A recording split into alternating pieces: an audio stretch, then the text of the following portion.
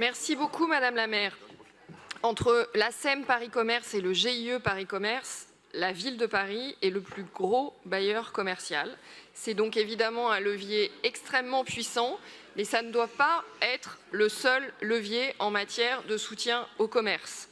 Lorsque la vacance commerciale atteint des sommets, comme c'est le cas actuellement, c'est l'ensemble des politiques publiques qui doivent être orientées favorablement au commerce. C'est évidemment associer les commerçants à toutes les politiques publiques qui ont un impact sur leur activité.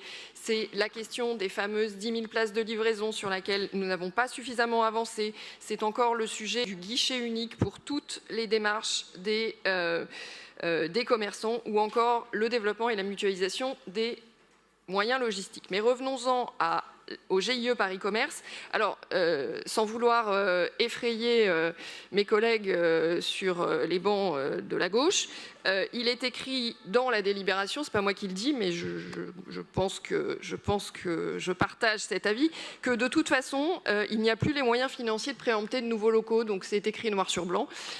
Donc je pense que le sujet, c'est aujourd'hui comment est-ce qu'on gère l'ensemble des locaux commerciaux. Et moi, j'appelle à une politique globale.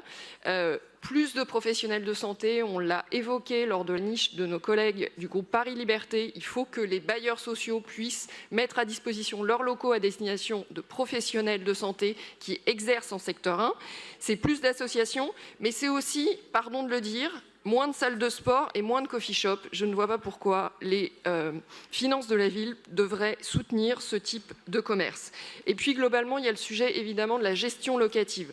On l'a dit tout à l'heure, il y a aussi dans le parc géré par Paris Commerce des locaux commerciaux qui restent vacants pendant des mois, voire des années, et ça, c'est absolument inacceptable.